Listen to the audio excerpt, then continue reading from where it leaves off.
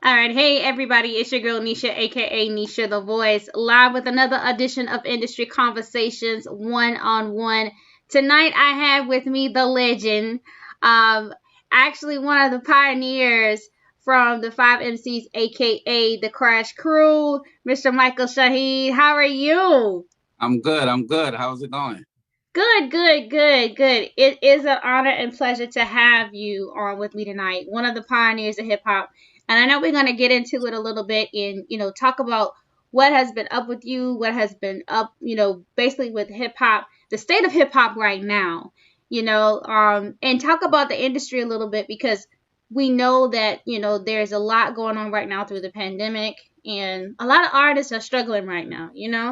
And I feel that sometimes music period right now it has changed a lot over the last 2 decades.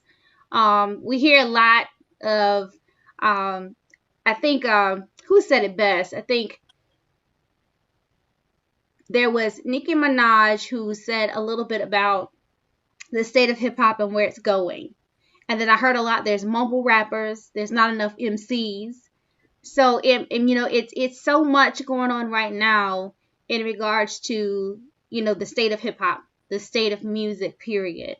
And you being a pioneer of hip hop, where would you say the state of hip hop is as of right now?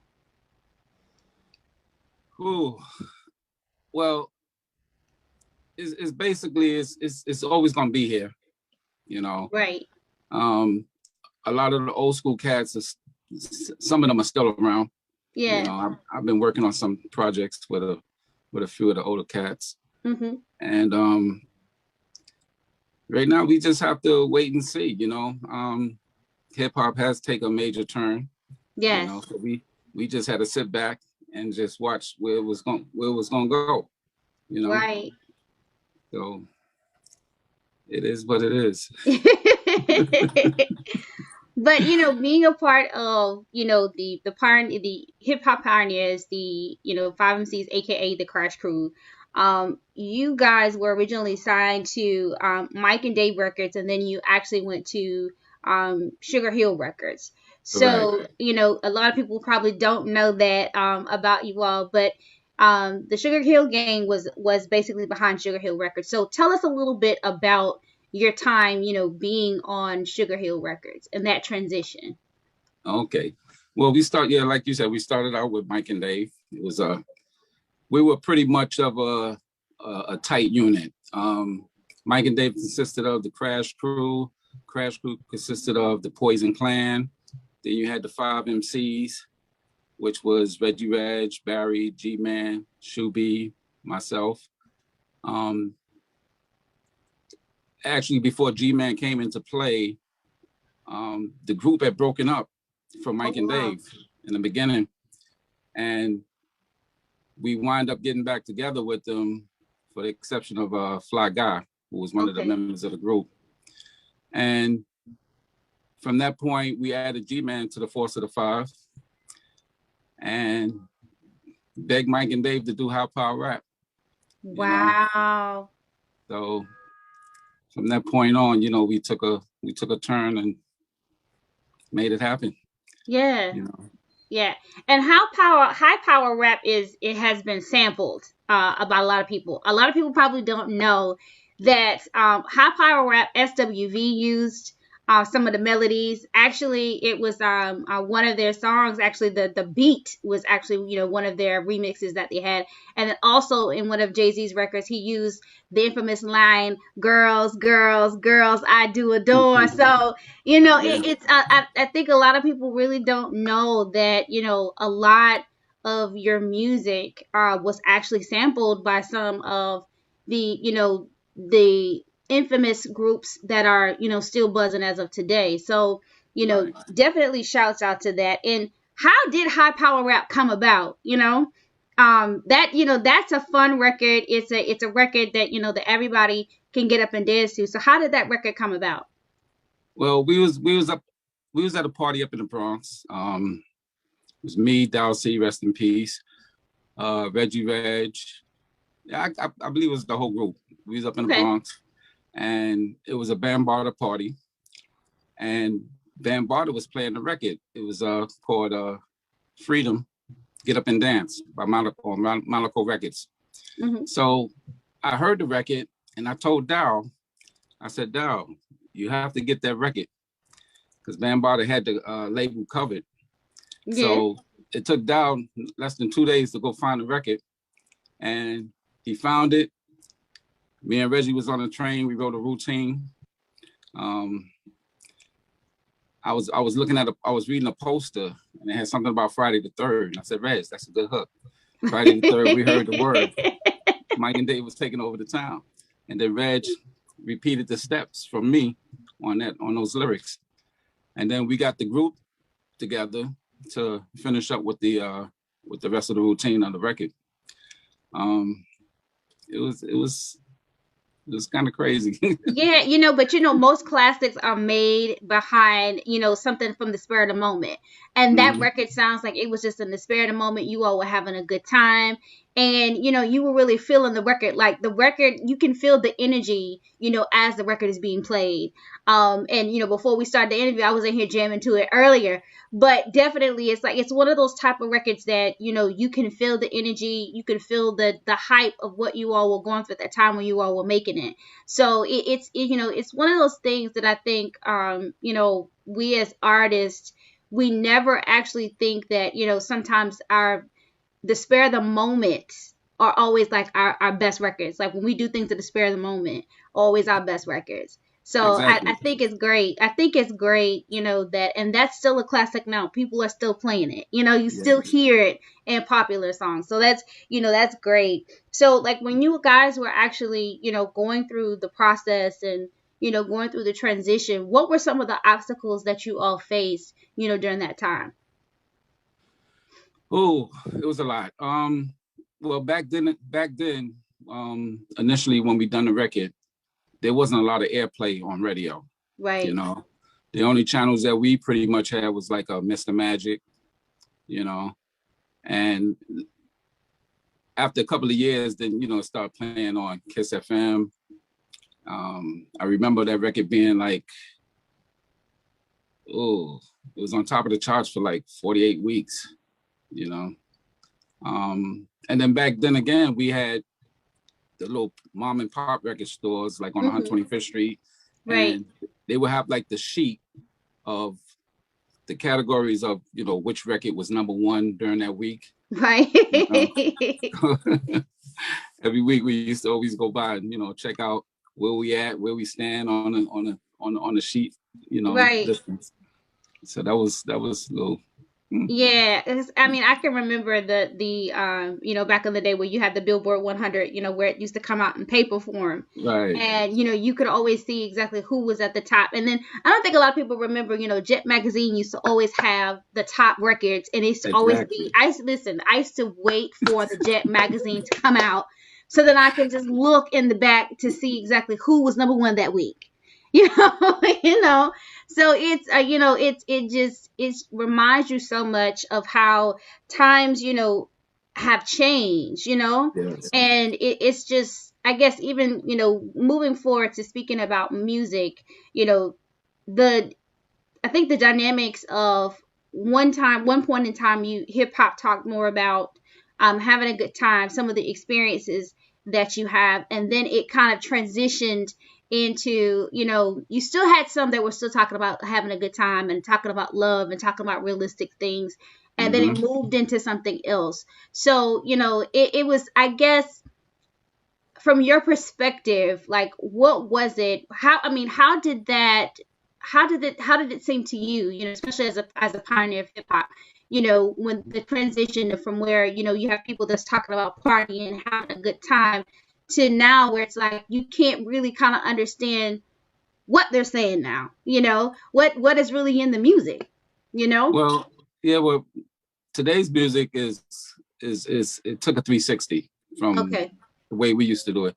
Well, back then, my particular group, we pretty much rapped about good times, Right. girls, basically about girls and, Yeah. But after a while, it became it became commercial, you know. Got it. And from that point, you know, there was a time when you couldn't even say a curse word on the record because you wasn't Right. gonna get played, you know. Right. Right. So, and now today's music is, you know, degrading women. Right. Everybody's with the gold, the Yes. jewelry, Yes. disgrading women, you know. Yeah. And I mean, I think hip hop back then was so raw and original. And I guess I think those are the terms to use. Like the raw, it was so raw and original, and you didn't see a lot. Everybody wasn't as flashy. Everybody was, you know, it was pretty much everybody was trying to be unique in their own way. Now you see a lot of artists, they all sound the same. They kind of mimic each other, and it's not, there's no longevity, you know. Exactly. And I think in this business there has to be some type of longevity. And Beyonce said it best, like nobody wants to do albums anymore. Everybody just putting out singles, you know. And sometimes singles don't really last as long. Well, today's You know. music, right? Today's music, singles don't last long. You put a single out, you can put a single out today, and it'll pump for the whole month or two. The next thing you know, it's like, what's next? You know. Right. And Right. that's a prime example from when we started making records. We was doing the 12 inches, the singles, and like say for instance, Hop Hop Rap. Right. That record held us for over several years. You know, doing shows. It should have been a national anthem if you ask me. You know, oh my. And I mean you guys had some very, very, very classic songs like On the Radio, and also We Want to Rock. So it you know, those three jams right there were pretty much talking about really having a good time, and you know what you hear on the radio. Now on the radio, I don't know who that was singing, but those harmonies were tight. That was me, G-Man, and Shubi. Wow. Oh my God. Like it's and that's what I said, that's what I mean by raw and original. It's, you know, you had, you know, so much you know, back then where artists were really being unique. They were really like bringing out, you know, talents that nobody knew that they had. Right. I really think that is, you know, something that is missing now, because you can find a rapper or an MC who can sing or however, but it's not really as raw, as original as it was back then in the 80s, back in the 90s, when music, you know, talked about something. Right. You know, I always say that great storytellers are people who are able to tell a story, especially through music, to where you can actually feel it. You can actually feel what they're talking about. You understand what they're talking about. And they can actually tell a story through music, you know? Yes. And I think you being a pioneer of hip hop, that is something that is missing as of right now in the music. You don't have a lot of storytellers anymore. No, you don't. You know, you really don't, you know? So I feel that, yeah, I feel that a lot of that is missing. But you know, let's talk about where you all are right now, where you are right now. So what has transpired since then? I mean, I know you guys are always, you know, consistently you know, doing appearances and maybe doing interviews. What has transpired since then? Well, back then, you know, we went through little trials and tribulations through various record companies like Sugar Hill Records. It came to a point where our lawyer told us to stop recording. Oh, wow. To get out of the contract. So at that point, you know, everybody have to make a decision on how you're going to survive. Right, you know? Right. And my mother always told me, don't always put your eggs in one basket. Right. Always have a plan B to go to. Right, right. You know? So I took the route, I studied to be an electrician. I do air conditioning, refrigeration. Okay. You know, so you always have to have a backup, you know. Right. So right. And everybody pretty much in the group had something to fall back on. Oh, you know, wow. during the trials that we went through. So, you know, we just waited out. I stayed with the craft of, you know, doing the studio stuff. I always stuck with that. Mm-hmm. And you know, the group, we still together. You know, Yeah. we talk every week. Um, we have a shirt line coming out, you know, with our logo, you Awesome. know, and everybody's still together. We making it happen, you know. We got a book that's going to come out and a biography, you know. So And see, we that's peace. and that's the thing. Like we were talking about earlier before the show started. I really feel that you all deserve your unsung. You really do. Yeah. Your story needs to be told. I feel that there's a lot that should be said. In regards to show your struggle and to also show the things that has transpired, because you made a very big statement that I think a lot of artists don't understand. You always have to have a backup. Yes. um, a lot of individuals don't understand that sometimes things can go left, and you always have to have that backup plan that where, if it does not go the way that it should, you always have something else to fall back on. Music will always be there. Your music will forever live on, even after we're not here anymore. But at the end of the day, you're still keeping with the craft. You guys are still together. You guys are still doing appearances. You all are still playing on the radio. It's still, you still have that longevity, but you also still have a backup plan as well. And I think a Yes. lot of artists just expect to just for their music to just for the ride to last forever, and sometimes it doesn't go that way. So I think Mm-hmm. you made a big statement there, about being able to have that backup plan. Mm-hmm. And so, Yeah. like, but what would you tell artists, the newer artists now, or those that are trying to get into the industry now? It's rough, you know, but if it's something that you desire, you know, work at hard with as to what you're doing, you know. Um, Pretty much you can't depend on somebody to do something for you, you know. Exactly. If you know the steps on how to make a record, you know, if that's what you want to do, you have to take those challenges and go out there and make it happen yourself, you know. Hmm. Um, Me, I'm the type of person, I don't like to depend on anybody to do anything for us, you know. Right. Right. So um, I have everything I need to do my own recordings, put out my own records, you know. And sometimes you have to make an investment into what you're doing, you know. Right. Right. Invest the money, learn your craft, you know. Um, just study on what you're doing, Yeah. you Yeah. know. And I think, that, I mean, you said another big statement there also, being able to invest in yourself. um like you said, you should never have someone or depend on someone else to do something for you. So if it's something that you do desire, then of course you have to put in the work, and then also you have to really invest in yourself. You have to bet on yourself as well. And Mm-hmm. I think nowadays, you have so many people that are going independent instead of actually having a label behind them. I um think that's the best way to go, independent. yeah. You ask me, Yeah. you know.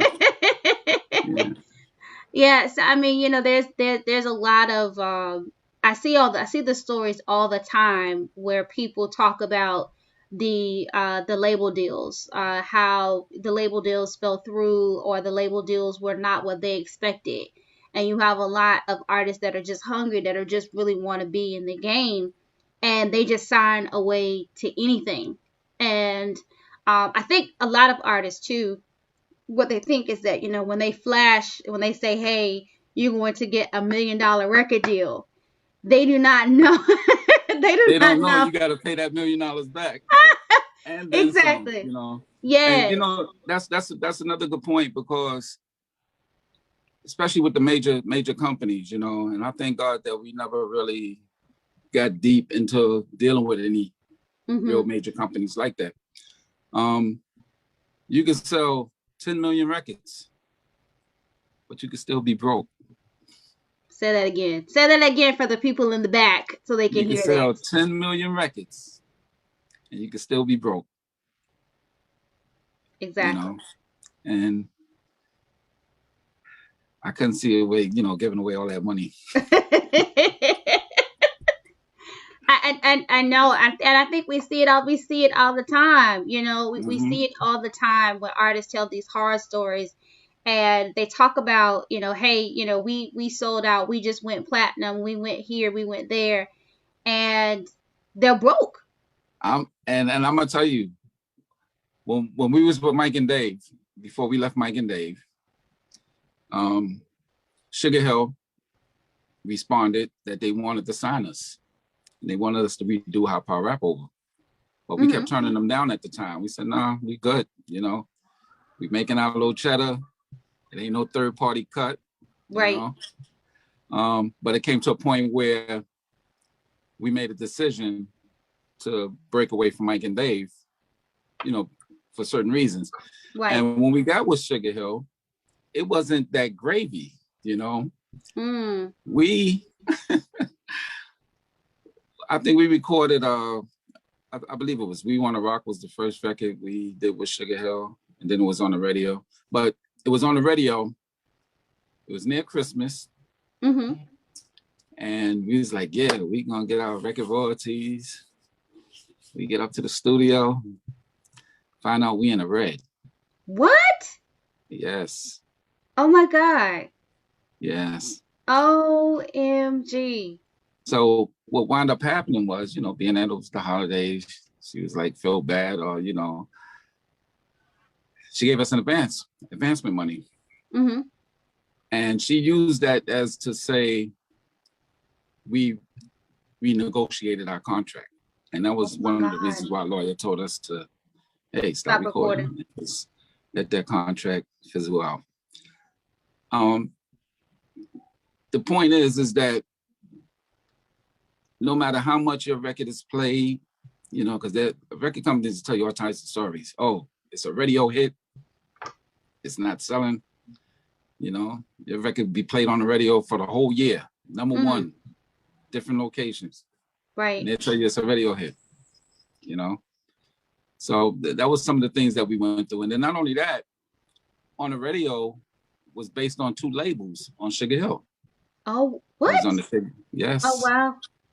it was on the Sugar Hill label, and it was on the Bay City label, which Got was it. owned by Sugar Hill Records, you know? Wow. So it's a lot of tricks in the game, you Yeah. know, Yeah. a lot of Yeah. tricks in the game. Yeah. And I mean, it's one of those things that, again, digging in deeper before you place your signature, on that dotted line, that to making sure that, everything is, legit, what your royalties are going to be, what the Mm-hmm. company would need to recoup, because like you said, like you all had, sold, some records, and then you find that you are in the red. That's, and then it's around Christmas time when you find that out, you know. Um, Yeah. and I remember, someone always telling me that you can't be too trusting in this industry. Like, there's so many crooks in the industry, so many people that are just looking to make money off of individuals, Yes. and and Mm-hmm. for your lawyer to basically tell you to stop, recording until this is, till the dust settles. Well, probably was your best bet, right? Yes. You know, Sometimes so you have to just walk away from a situation, I hear you. and I hear you. so you have to follow your conscience sometimes, you Yeah. know. And I've been through that a couple of times, you know, where I just had to walk away from a situation. Yeah. No matter how much money I put into it or what I invested and what I left behind, I just had to walk away. Just don't turn back, Right, you right. And know. I feel more like your peace means everything. Your peace is Yes. everything, instead of being caught into a situation where, you're losing who you are. We see so Mm-hmm. many artists, actresses, musicians who have taken their lives behind, this industry thing. And I say industry thing because it's a lot of where you can become depressed behind, being in a shady deal, or you're not gaining the successes you want to gain. And like you just said, like you can hear your record 1,000 times and they'll tell you, it's a radio hit, and Mm-hmm. you hear nothing else. Like for me, like I would wonder where, I would hear a song on the radio, and then the person would just disappear. You wouldn't even hear from that person anymore. And then Yeah. you wonder to yourself, well, where did they go? And then they tell you, oh, that was just a one hit wonder. They only had one record, and that was it. So Hmm. it was so many artists that came out during that time period that were really just one hit wonders, and you never heard from them again. You Yeah. know, and it's like you would think that they just made a single, there was no album, there was nothing, and you never heard anything else. Like I can Yeah. remember songs back then that I was like, okay, well, where's the album? Where's where's the album? And then Right. later on, you hear whether it was so and so was dropped from this label. We didn't think they were going to be a good fit. I think it was just so much going on. And then I always say history repeats itself, because look at where we are right now. You have so many people that come out with just singles. And Yeah. like you said, it will ride for a little while, and then after that, you hear from them no more. Yeah. Like they just disappear off the face of the earth. So it's like you're like, okay, well, where's an album? There are no more albums. Everybody's doing EPs now, like 3 to 6 songs on an EP. There are no more 12 to 13 albums, Yes. So Yes. It's, it's just crazy just how the industry just kind of just repeats itself, and then I say sometimes it just falls apart. I think, you well, know. let's see where the industry goes from this COVID. When Oh things my, yes. hopefully get back to normal, and Right, let's see. right. So I mean, even with you all during the pandemic, are you able to, I guess, do anything virtual, like virtual shows or virtual appearances? We've done some virtual interviews. Okay, We did a we did an interview not too long ago with Jaquan, okay. and it was a pretty good interview. Um, right now we working on pretty much putting our book together, Okay. along with our bio, Uh-huh. and things are gonna happen. Okay, so You what know, can so can you give us like give us a little sneak peek? What can we expect in this book? What will be something that we will be like, wow, did this happened? oh, it's gonna be a lot. Oh It's wow. gonna be a lot from the beginning up until now. You know, Awesome. Awesome. yeah, yeah. And Awesome. Well, I actually, can't we wait. on our first record, I believe we was the first group to press up our own records. Wow. The first labels was a white blank label where we put stamps. We put, the, we put the stamp on the record, sold them out the back of the trunk of our car. Oh wow. I mean that's classic right there. That's Yes. classic.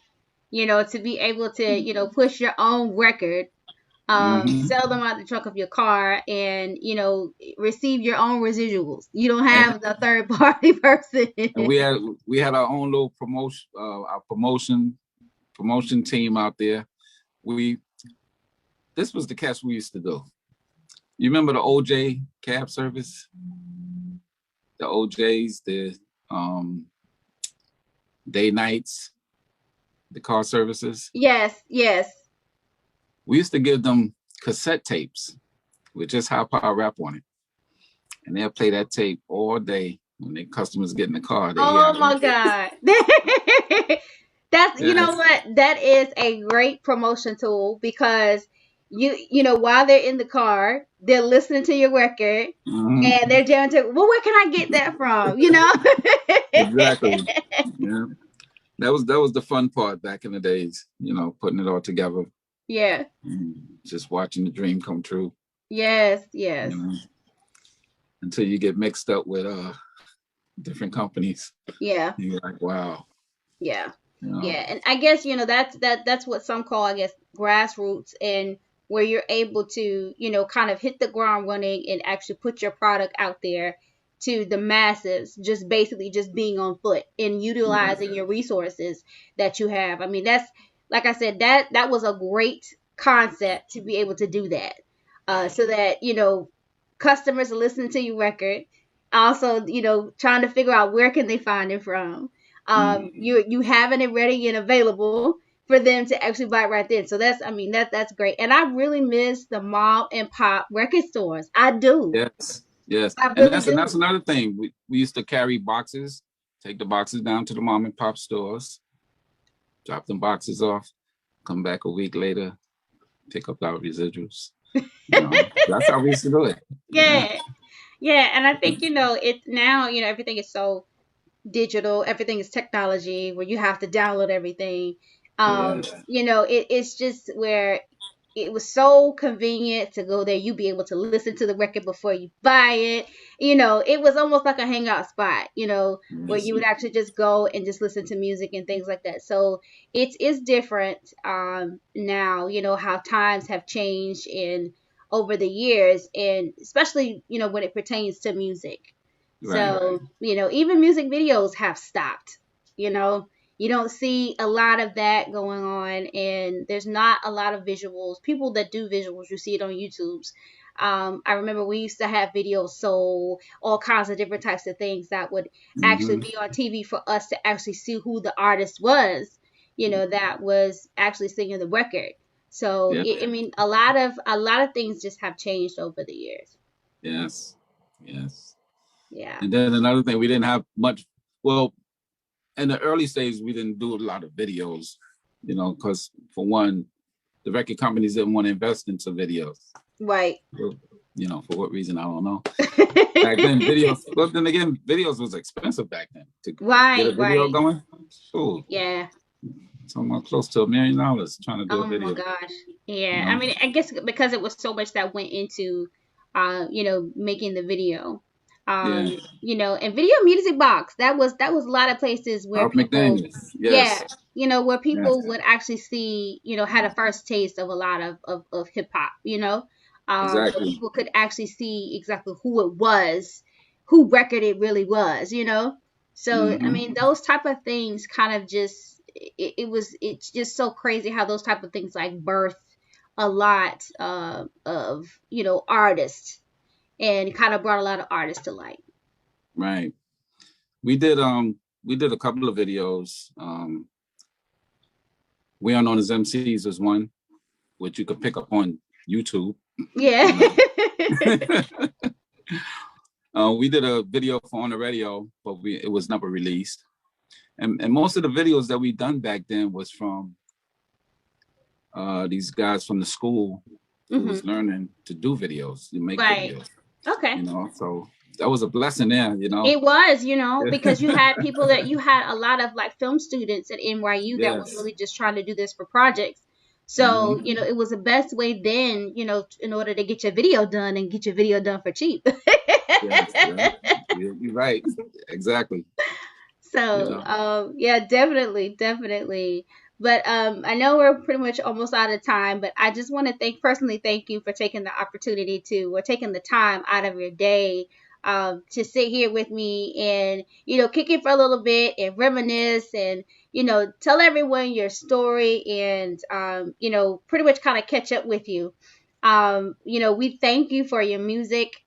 It, like I said, timeless classic records that we still hear now, in today's music.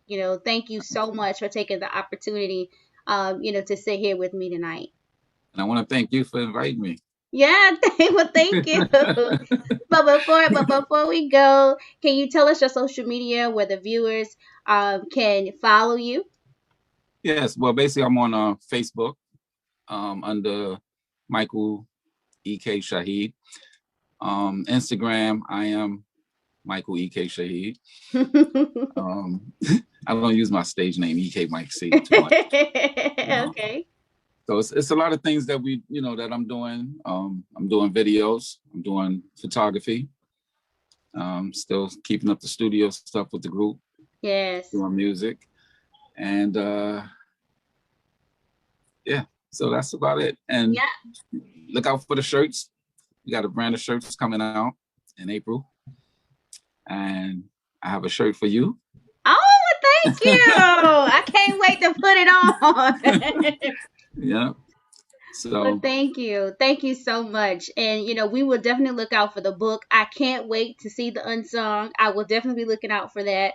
Like I said, it's something that is definitely needed. I think everybody should know you guys' story. yes, yes. Once again, thank you. Well, thank you so much. All right, thank you everybody for tuning in to Industry Conversations 101. I'm Nisha, aka Nisha the Voice, signing off. Good night.